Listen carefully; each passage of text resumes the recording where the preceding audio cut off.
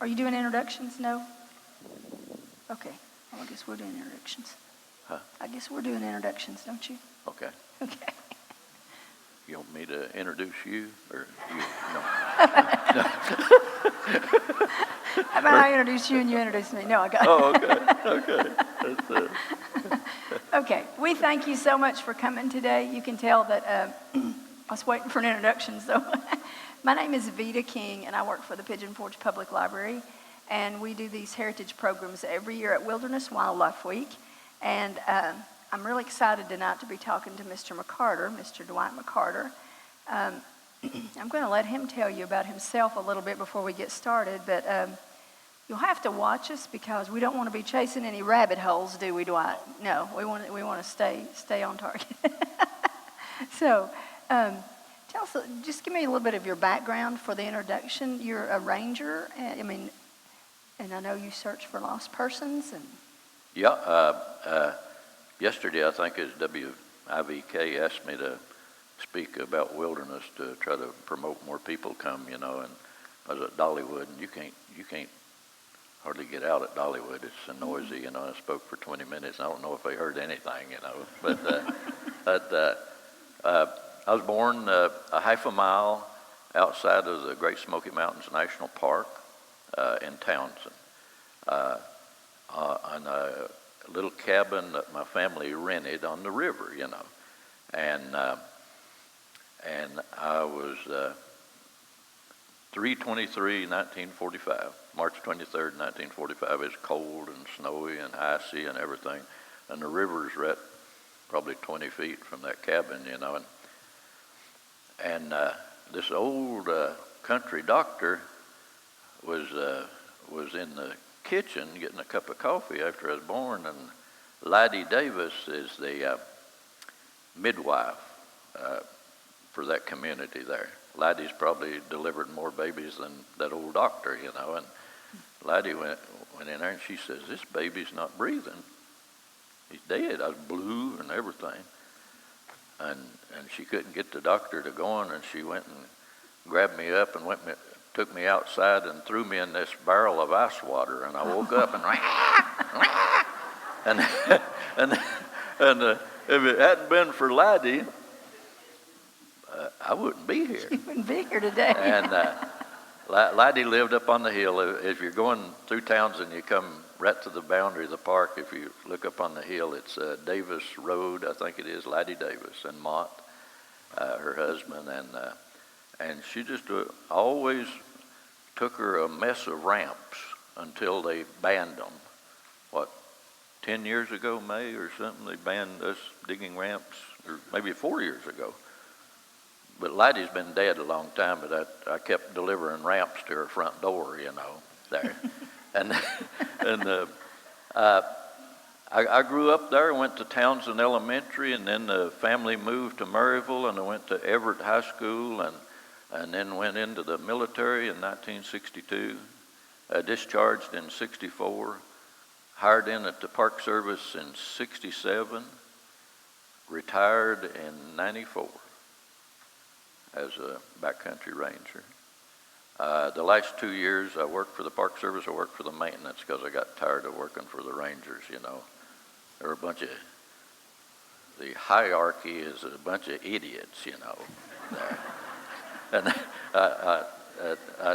I'm supposed to be promoting the park here, but not all of them are idiots, But I just, the last few years, you get wore out working in one place, and I just went over to the maintenance and retired in 94.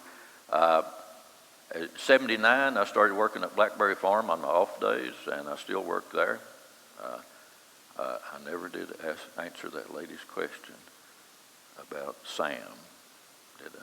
And Sam died about a month ago. I guess it is the owner of Blackberry, he was the proprietor of Blackberry in a skiing accident in Colorado, and I just love Sam to death.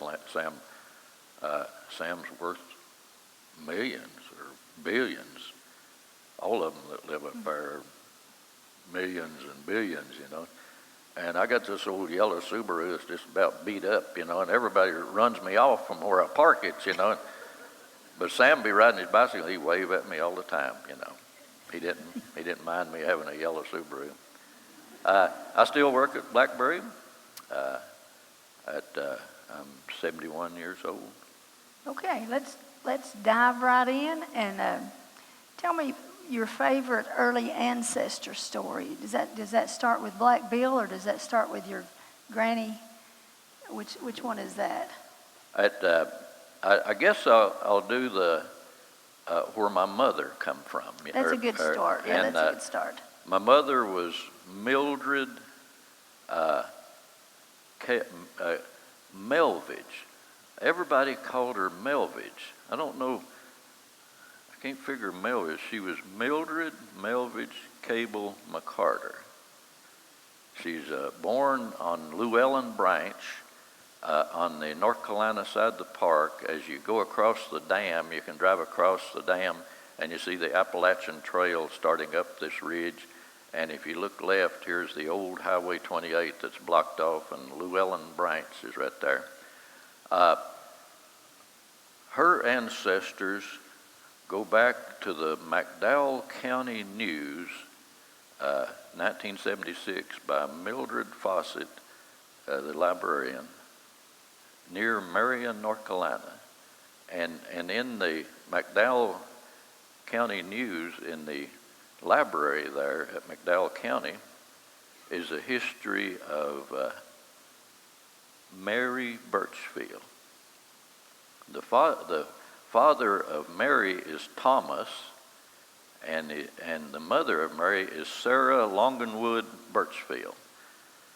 In 1765, Mary's born in 1760. She's blue-eyed and blonde hair, 5-year-old, in 1765, as they're progressing through Morganton, North Carolina. Of course, Morganton wasn't there. There's a wagon road. And they come through this gap, and a bunch of Indians led by Chief Awahookee. That's Awahookee. Now, Awa, I believe, is water. We'll have to ask the Native American guy that's coming up pretty good soon here. Awa, I believe, is water, and Kee is keeper, but I don't know what the who means, but he was the keeper of the Awa who. And I guess they were taking scalps for the British. The time frame is about 1776 is when the Revolutionary War started, and they attacked the wagon train and killed 13 adults and 12 children, and they scalped them. And then here stands this little girl that they didn't kill. And the Chief Awahookee says they won't pay us for her hair. May you would be safe in that situation. Roger, I don't know. Mary would be okay, because they wouldn't pay for Mary's hair, the British wouldn't. But Norm, they probably wouldn't pay for his hair. But Aaron, you'd be out of luck, darling.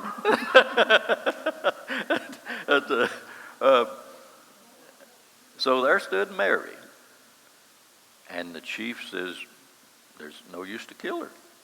They adopted her, forcibly adopt her.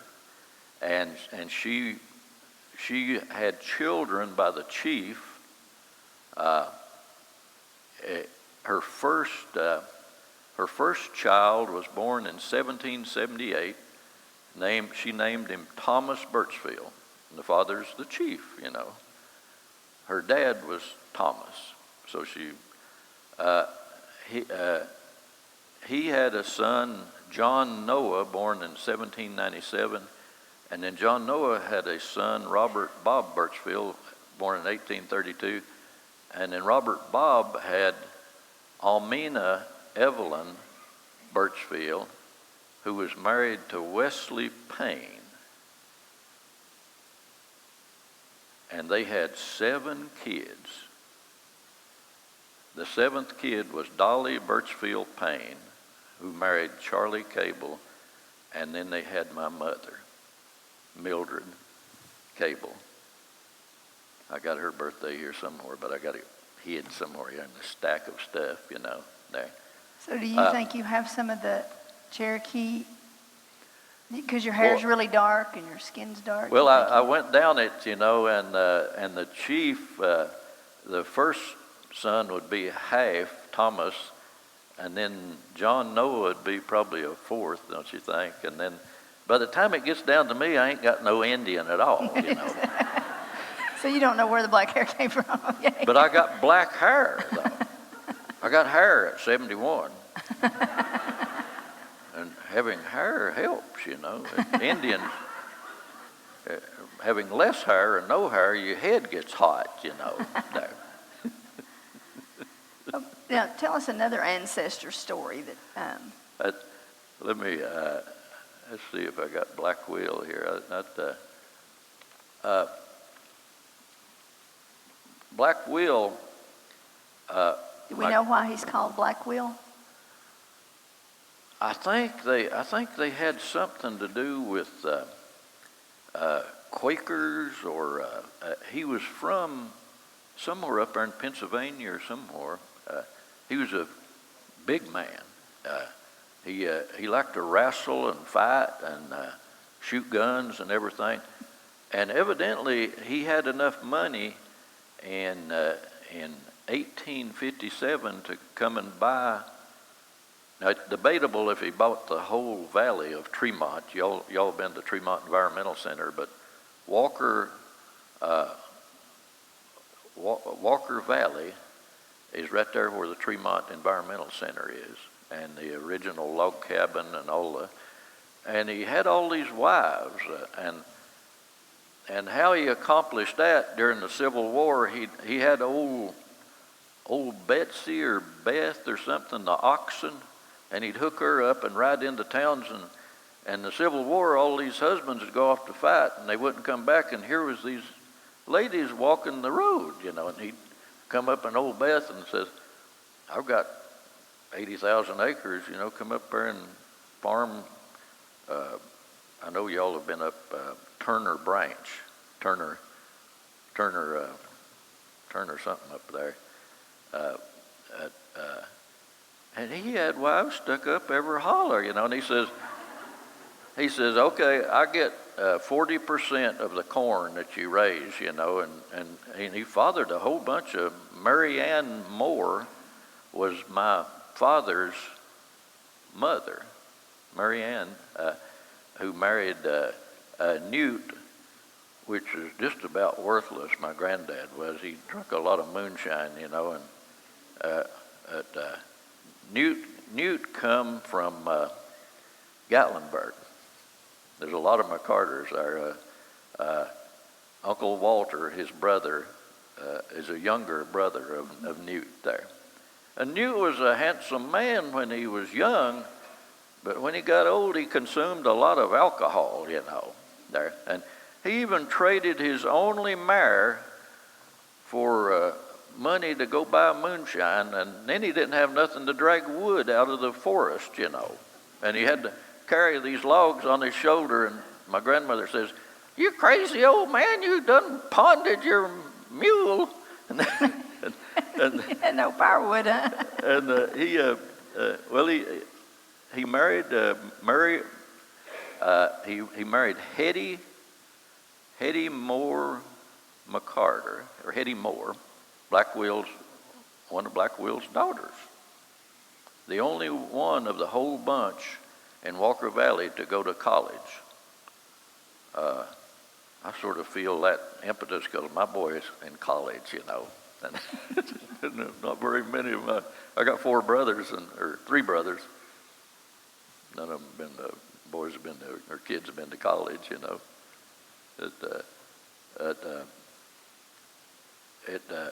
But Merville College schooled her and sent her right back to the community to teach. And so she was the teacher of all these siblings. And they wouldn't pay any attention to her because they were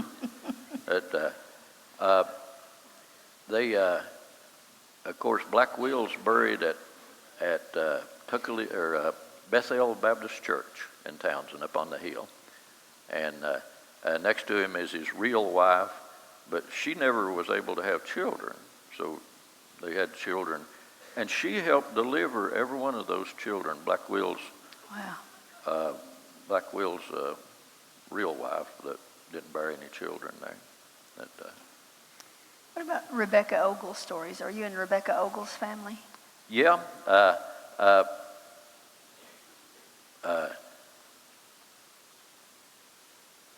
She came from Abbeville County, South Carolina.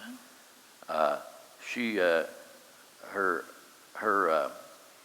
mother was Martha Jane Husky Ogle from Abbeville, and William Ogle was the husband of Martha Jane Husky Ogle, and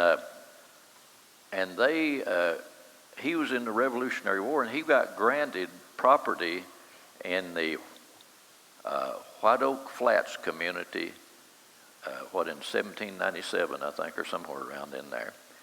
They came and started a cabin, and they went back to Abbeville, and he died, and Martha Jane brought all the kids and built that right there on Rowan's, not Rowan's Creek, it's Bearskin Creek, or Baskin's Creek, yeah. And the little cabin is still there. And it was a woman that settled Gatlinburg, not a man. The man went off and died in Abbeville, you know. So Rebecca married the McCarter? Her daughter, Rebecca Ogle, married James McCarter of Abbeville. And then they produced children, and my grandfather, Newt, is on that offspring there, which is pretty worthless. He traded his mule for a gallon of moonshine, you know, there. And is Cartertown named for the McCarter family? Yep, Cartertown Road. It used to be the War Bonnet Restaurant, and then right behind it is Gatlinburg Press, you know, and that's Cartertown. There must have been a bunch of McCarters. We would visit one, and it's right behind where Glenn Cardwell lives, and we'd only visit when it's dry, because you go down in, and it's a steep. Glenn took me there several years ago, and it's still a steep road going down there to where Papa's, I guess, his brother. And he'd only visit him when he got drunk, you know, when he traded his mule and got plenty of whiskey, and I want to go visit my brother, you know. And you couldn't get out of that place. It's spin, you know, and everything. It's right across from Laurel Springs Baptist Church, right above it. If you go up the road towards Pittman, you know, and they got a bridge across it, but you can't go over there. But that's the McCarters lived in a valley. It's straight up and down in there. Spicewood Branch, is that where some of your ancestors are from? Yep. My mom, or my dad, was born on Spicewood Branch, and I got a photograph here of the actual cabin.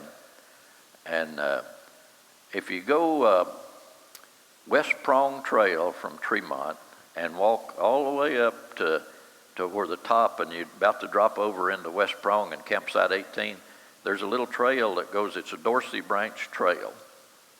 And you go down there and turn left at the first gap, and you go down there, and there's Spicewood Branch.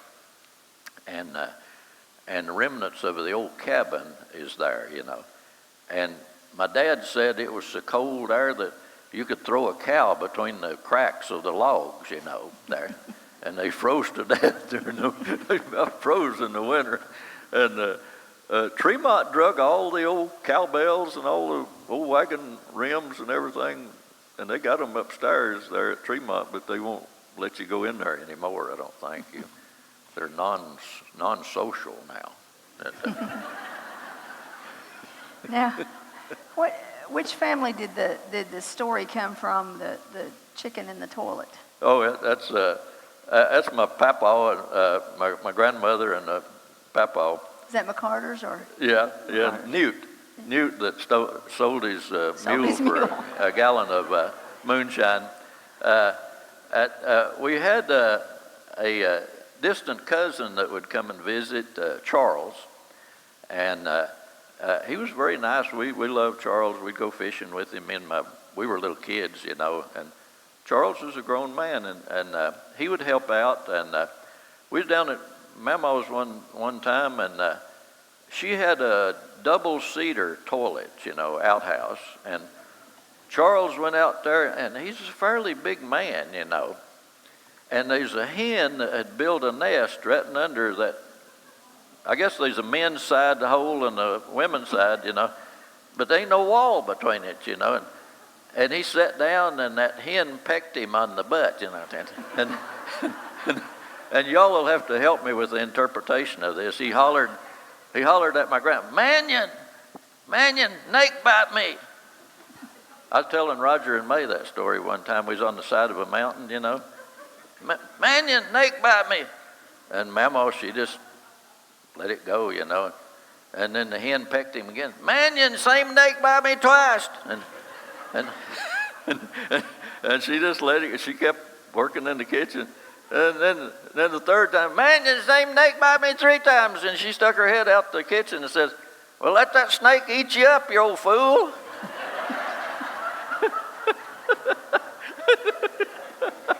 And there was a squirrel fell out of a tree. The squirrel got so, and me and Roger and May is on the side of this mountain. Here fell this squirrel. He nearly hit us. You know, whap, and it tickled the squirrel, you know. I didn't know squirrels could hear English, you know, but it happened, didn't it, Roger? That squirrel fell out of a tree. Yeah. He landed on it. Squirrels always land on their feet, you know, and here comes this dang squirrel. He'd never heard a story like that, you know.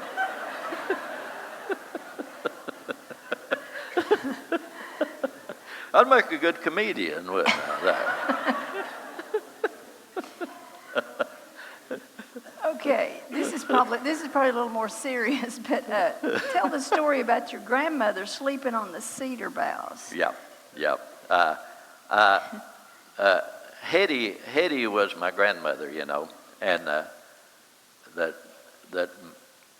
Can you figure out what Charles was saying when he called her Manion? You know, her name was Hetty Moore McCarter, but he kept Manion. I must have misinterpreted or something, you know. But what was that? The grandma that slept on the cedar Oh boughs? yeah. We would go camping, and she would gather herbs. She was very good at gathering pennyroyal tea, not pennyroyal, which y'all will have in your garden, but pennyroyal, Pennyryle, and it's a little plant that's about that tall and got the smallest little leaves, and I can't find it anymore. It's usually on the bluffs, you know, there, and it's a beautiful tea, you know, and we would stay in the mountains, and she'd always build a camp at a gap, you know, there, and near cedar trees, and she'd break off these cedar limbs, and when she had the fire going, time for us to go to bed, we'd go in this old tent, you know, or this old tarp, you know, with Papa.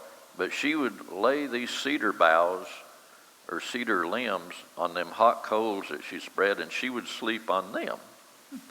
And she said the cedar or juniper relieved her arthritis pain in her joints. And if y'all go to Blackberry, of course you got to save up to go there, but go to the spa. There was a famous lady coming to Blackberry one time, and they were in a panic. "Dwight, you got to get in here. You got to get in here. She's coming, but she won't come. She's coming just for the spa. This lady, she's a billionaire. You got to get in here and find us all these things on the jars at the spa." The first ingredient is juniper. You look on all of them there. So they give me all these jars, and I was supposed to go through the woods and find all these. Well, the only one I could find was juniper growing. And I told the manager, I says, this is the only one I can find. Do you have any other way of finding? I says, yeah. You know, we used to go down to Tellico Lake right before you get to the bridge at Fort Loudon Dam, and we'd go down and we'd hike this loop trail, you know, and you go right past where this lady's got all these shrubs and flowers, and she goes and she gathers them up when the bulldozers are going to bulldoze them. And I says, we can go down there and buy all of them and plant them. And they did. And they grew on blackberry, all of them. That lady could find anything. And if you ever need any natural plants like azaleas or what, that's where it's right before you get to that little gravel parking area on the lake, you know, where we'd go. It's on the right. And she's got more plants than you can shake a stick at, you know. There. So this lady wouldn't come and stay there unless it was grown on that farm, right? Yeah. The lady wouldn't come and stay there unless it was grown on that farm, right? That's right. So it was grown on the farm. She came right? for the spa. Yeah. Because she didn't want nothing that was rubbed on her that didn't grow there. Right. She didn't want no. That was the reasoning. They were in a full panic, you know, and I solved the problem for you. You remember Jenny going to that trail that we do on that lady that's got all them plants is right there. Do you know any good Haint stories? Oh yeah. Did you really believe in Haints? I do that one on Ace Gap. I believe in that one. Do you? I've been the one on Ace Gap. Men do not go there, you know. Single men. If y'all get a backpacking permit, you can go there if you're a woman, and she won't bother you, you know. But if you're a man and you go there, she'll steal everything you got. And I went there one time with, I can't think of his name. He's the superintendent of Virgin Islands now, Brian Fitzgerald. Me and Brian went there, and I told Brian, I said, don't camp at Ace Gap. She'll steal everything you got. And so he moved up towards Beard Cane Gap, you know, or whatever it is. Well, I stayed there at Ace Gap, and that woman bothered me all night. And I moved a half a mile away, and she quit bothering me. And we had a chief ranger here, Jason Houck, and he was here before. He was at Chilhowie when he was a young ranger. And he said, Dwight, I'm riding a Kawasaki up Willie Wright's property and going to stay at Ace Gap. And I said, no, you're not. No, Willie said I could. I said, don't you camp there at Ace Gap. Well, he's 245, 6'4". He says, ain't nobody going to bother me, Dwight. So he had a gun. He put his tent, you know, there at Ace Gap, got in it waiting for hunters to come. And when he woke up the next morning, he had chained that Kawasaki. Back then, we could ride motorcycles on the trails, you know, the park kid. He chained it to a tree, and the keys to the chain was in his pocket, and his gun and his radio. It's an $1,800 radio. He woke up the next morning, that woman stole everything. He had no keys. He didn't have a radio. That's Ranger Jason Hell. If he's alive, he'd tell you the same story. Well, he didn't have no radio. He got up the next morning. He's 6'4", 245, and this woman robbed him blind inside the sleeping bag. He looked all in the sleeping bag, and he shucked everything out, and he's sweating the bullets, you know, and he walked down to Willie Wright's and called me and says, Dwight, you got to come up here and help me find my keys and my gun and my radio, and I can't get the chain off my motorcycle. I can't. And I said, I told you not to go there. That woman... She will steal everything. Only men, when I was a ranger in Cates Cove, would men come and complain about bad feelings camping there. He says, something kept us up all night. But if a woman goes and camps there, she don't bother it. And it's Widow Kelly. I went to Tuckaleechee Methodist Church, and I talked to the oldest when me and Rob went to Tuckaleechee, and Emery McCampbell. He said, "Well, Dwight, she's buried out there in the cemetery." And I said, "Well, why is she haunting Ace Gap?" I said, "Well, Emery said when I was much younger, we went to squirrel hunt up there at Widow Kelly, and her worthless son Mac, not to impugn Mac, but that's what the elder there in the church said. He called him a worthless Mac. Well, Mac was her son, and he had a red mule, and him and Myrtle Woody would get on the red mule and get a gallon of whiskey, and they'd travel the country on that red mule and then sponge off of people, stop at Bill's house, pull up the red mule, and then he'd sing this rye whiskey song, rye whiskey, if I was a duck and I'd dive to the bottom and never come up, and so but Emery said that they visited the widow's house and there was no fire coming out of the chimney. And they went in and the widow was dying in the bed.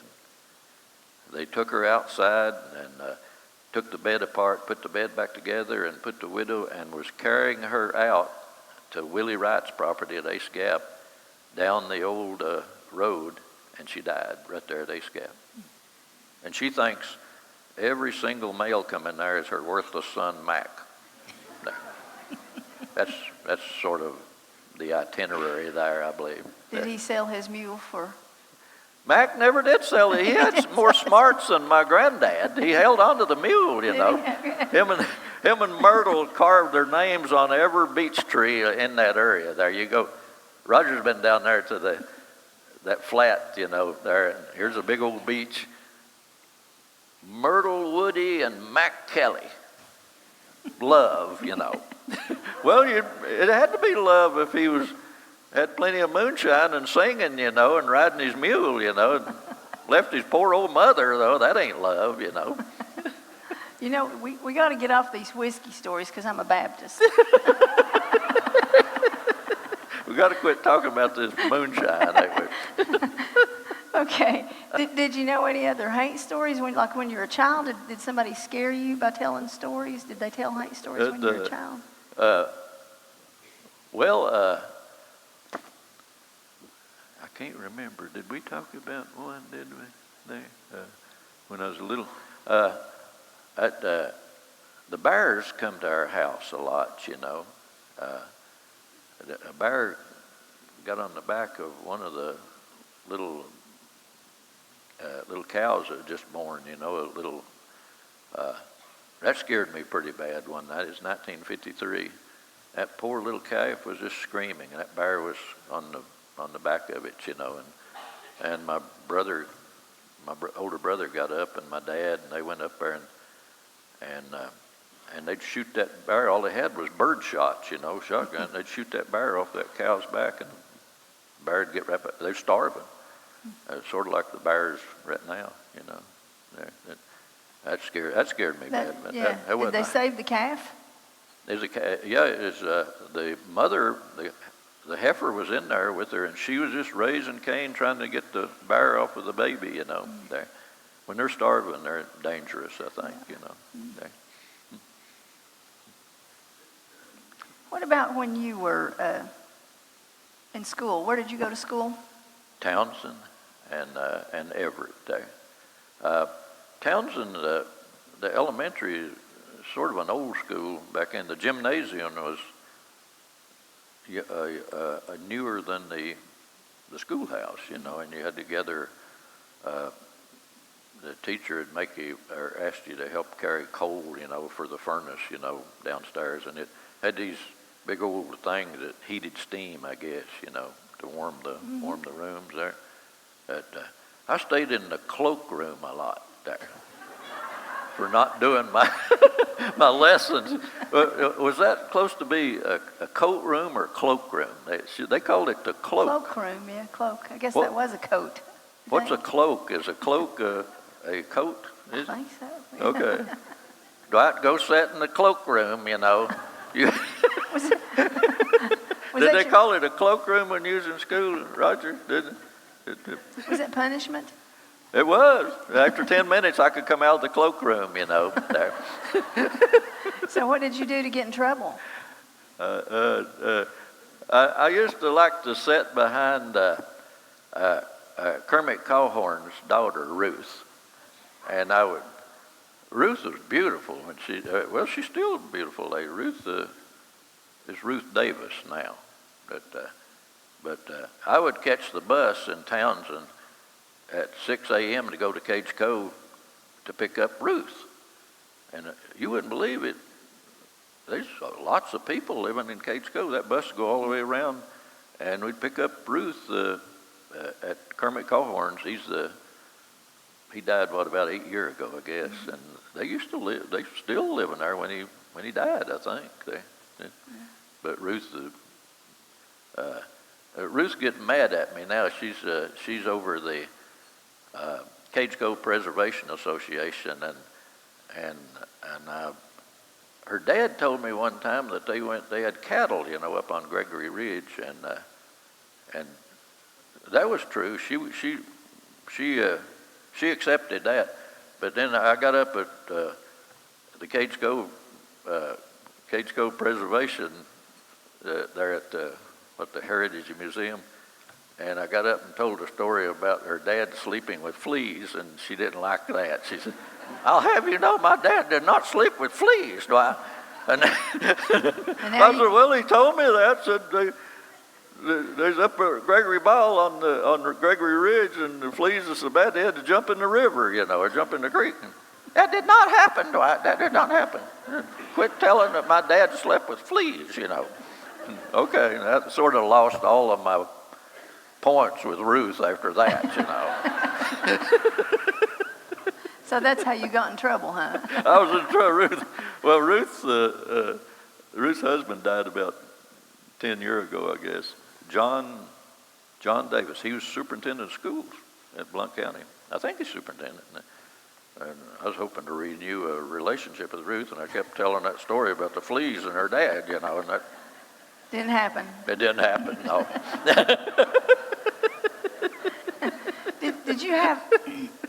See, you're not that old, but did you have people in your community, boys that would rock other boys, get up on the ridge and throw rocks at them like Ernest T. Bass on Andy of Mayberry? They'd throw rotten eggs.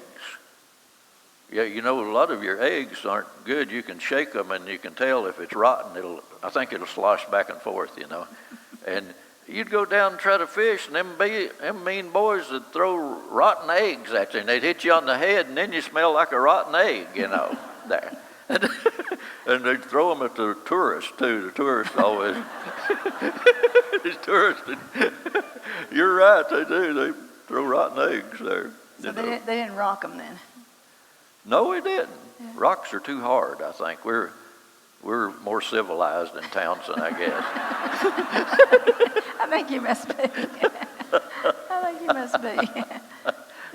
So what did other children get in trouble for at school? I guess fighting or getting into struggles with each other, and everything.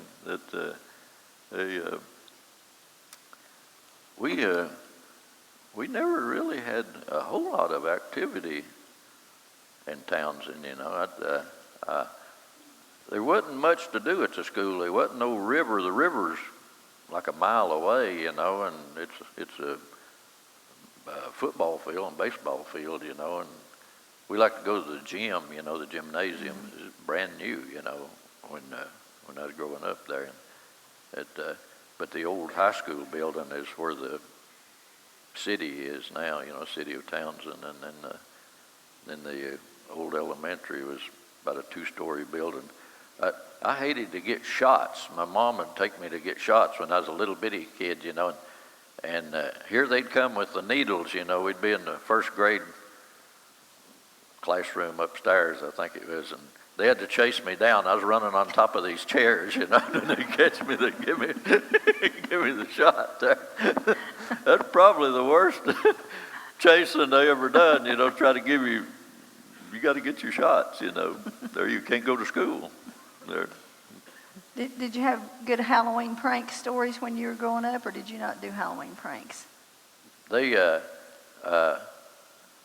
used to roll one house, and I can't think of what it was. We'd all, Townsend ain't very big. It's like 245 people, and it takes walking miles to get to the neighbor. Yeah, the neighbors, and it seemed like we rolled the golly hearts, They were from Knoxville, and they must have not give us much candy, or something, And they did a lot of rolling of the Mr. Golly Hearts there. I think that's the one that they rolled all the time. He's dead. He's been dead a long time now, and his wife, But so you didn't turn over outhouses and? No. I can't think of what we did do. When you get older. Gatlinburg used to have a curfew at 10 o'clock or 9 o'clock, or when we were young, 10 o'clock, I think. And Fuzzy Shields, Fuzzy was my brother's in his class, Harold, and they had a big chicken house as you head on Wares Valley Road, big long building, and Fuzzy had this 57 Chevrolet 2-door, and me and my cousin would ride back there with all these dead chickens, there. And they like to drive fast, so we'd go to Gatlinburg and cruise, And when Fuzzy would take these curves, on Wares Valley Road, all them dead chickens would slide back and forth, And we'd drive up with the windows down and look at the girls at Gatlinburg, there. And then the law would come. I think, was it 9 o'clock, Ruth, the curfew was? There was a curfew when I was a teenager, and the police would come up and, it's time for you boys to go back home now. And no cruising after 9 o'clock or something like that, there. And I don't know what caused that. We must have did something wrong in Gatlinburg, But all them dead chickens, and you can't impress girls when you got smelling of 20 chickens that are dead in the back of the car, I don't think so. No. Lord. So what about your first car? What was your first car? Well, it was actually a wagon. I got me a brand new wagon one time when I was a little bitty boy, and down there where my papa lived, here's the old wagon road comes down in front, and then there's the bank, and Mamo had flowers planted, and then it's just straight down to the river, for about 60 feet, I guess, 50 feet. And I got my wagon, and I was on that hill, and I had the brakes on, and I kept getting closer, and all of a sudden I went over the edge, and all the way down through the brush, wham, bam, blew, and wound up in the river, And everybody's panicking. What happened to Dwight? His wagon went over the bank, And so I wrecked my first wagon, How did you survive? Huh? How did you survive? The brush kept slowing me down, And I decided I wouldn't do that no more, get it at the edge of the bank, there.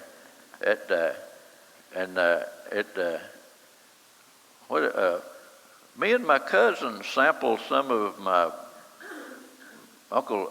my granddad, they called him Uncle Newt, We found his moonshine, and we sampled a little of it, and I didn't sample as much as my cousin did, and we were going to his house, and he fell off that same bank, went, and my mama come along, and said, "Where's Ed Ray?" I said, "He's down there. He's moaning, And Ed, you okay? And I wasn't going down that steep bank. I'd done been down there once, you know. She got a hold of our ears and drug us back and gave us a whooping you wouldn't believe with a hickory switch, you know. It's a little keen switch, you know, there. Those hurt. It hurts, yep.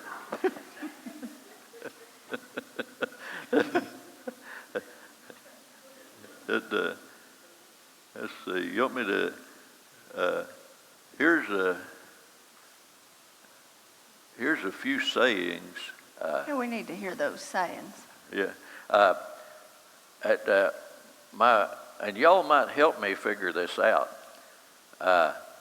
My left ear always bothered me as a kid, and it still does, you know. And if I get I put some olive oil in it, you know, and it goes about 3 drops of olive oil. But when I was a kid, my mom would look in my ear, and she says, "Oh, Lord, your left ear is bearded." There. What does that mean, Norm? Bearded. There. Did your mom say that? Your ear's bearded. And Mary, Roger, you don't know? Bill? No? Your ear's bearded. There. So I knew when I heard the word bearded that I had something wrong with my ear, you know. And she... Ruth thinks it might be earwax. Bearded. She said she'd look down at it and she'd, "Oh Lord, it's all red and bearded." I guess that means swollen or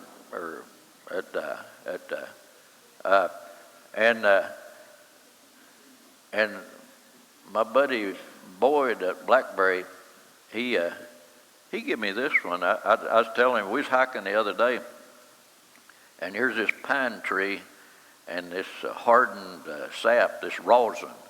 Y'all know rosin, R-A-U-S-E-N. And I said, I think that's the way you spell it.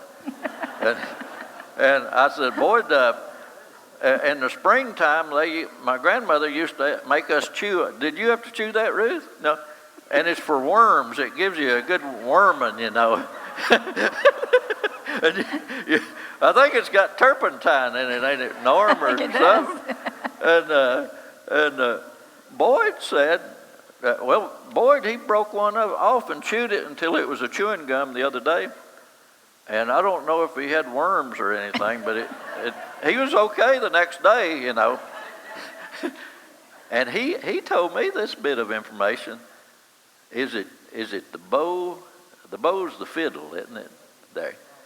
When you're rosin up your bows, boy. Who is it sang a song?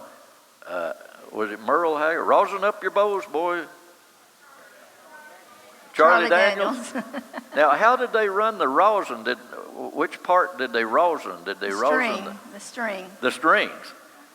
What does the rosin do for it? It makes it tighter? Slide. Makes it slide. Kills the worms. Oh, you rosin the bow, no, not the fiddle. The string on your... The strings. Yeah, the string on... And it increases the sound or something, you think? This lady's well read. It gives you resistance there. But we used to have to eat it for worms, you know. May I have your attention, please? May I have your attention, please? The vendor hall is now closed. The vendor hall is now closed. That's Butch, ain't it? Elmer? That's Butch. That's our leader, Elmer, talking. So what other words you have? Let's see.